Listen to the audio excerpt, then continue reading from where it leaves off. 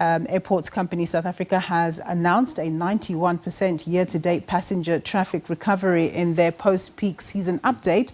The Airports Company manages 9 of the country's airports that welcomed 3.55 million passengers between the 1st of December 2024 and the 16th of January 2025. ACSA also says airports did not experience significant security incidents in the period under review, with the CEO reassuring travellers of enough jet fuel at OR Tambo International Airport. To get us up to speed on the latest, I'm joined by Mpumi Mpofu. She's the CEO at ACSA. Thank you so much, Sis Mpumi, for joining us. So just give us a sense of what took place in those 6 weeks, the peak festive period. Well, thank you very much, and thank you for the opportunity for us to address you and your viewers.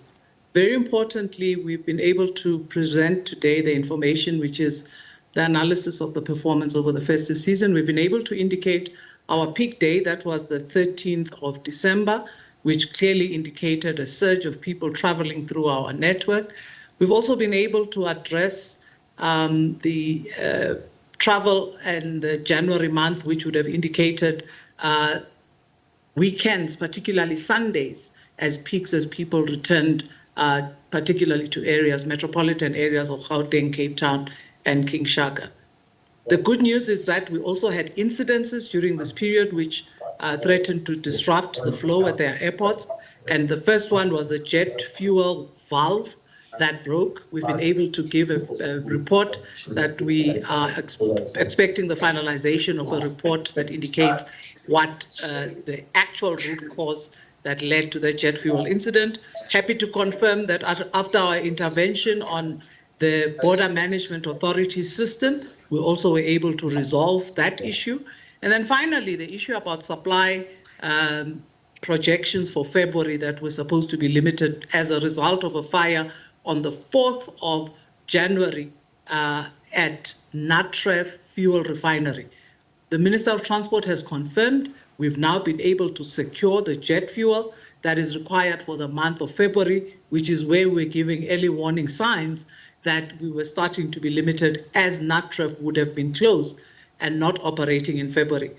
71.5 million litres have been secured for that period, and they will be able to supply us until Natref oil refinery is then recommissioned between the 20th and the 27th, which would mean we're back in full operations.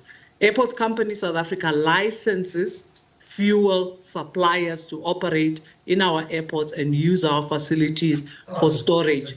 When they, as fuel suppliers, see or incur incidences that threaten fuel supply, we have a public obligation to indicate, particularly to the aviation sector, that disruption so that we can find solutions and ensure we can secure, airlines can secure jet fuel for the period. So all the incidences that happened were back to normal.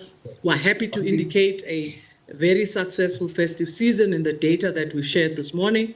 And we're able to indicate very clearly a comprehensive maintenance program for our airports that basically is rolling out to implement maintenance, engineering, refurbishment, and installation of infrastructure across the network. There's a perception, a growing perception, that we have challenges on maintenance.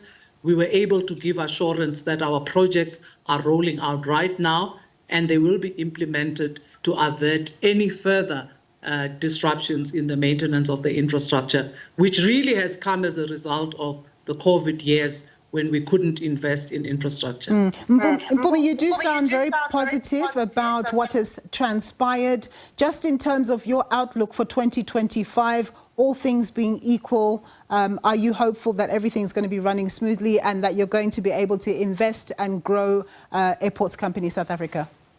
Oh, absolutely. Firstly, we stand on a very successful prior year where we declared a profit in excess of 400 million and we paid dividends to the shareholder.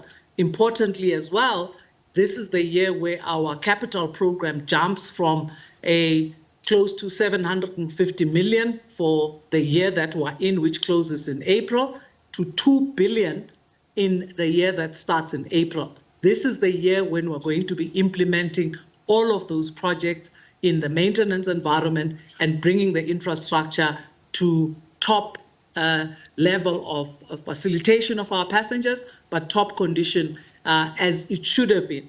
The reality is that our funding cycle, like NERSA and others, is through a permission that was granted in 5 years. Our permission started on the 1st of April 2024. We had to go into planning stages for most of the projects, and even the allocation of 2 billion 12 months later than the permission is a regulated arrangement. It's not up to us to spend when we wish. And that 2 billion is what's going to see immediately the total improvement of our infrastructure and facilities to the extent that we expect. But we also have expansion programs that expand almost all the airports, cargo midfield, new development in OR Tambo, Cape Town's getting runway realignment and domestic terminal. George is getting expansion. King Palo is getting an expansion.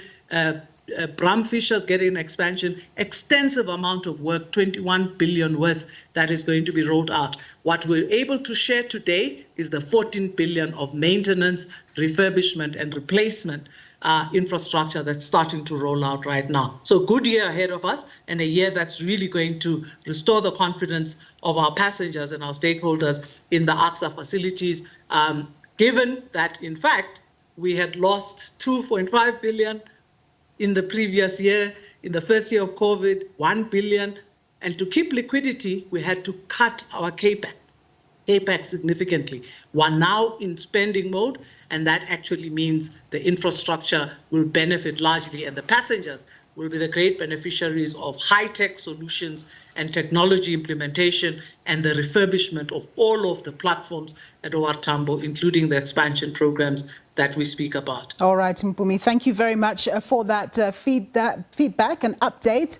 We look forward to utilizing those facilities once the work is done. That was Mpumi Mpofu. She's the CEO at ACSA.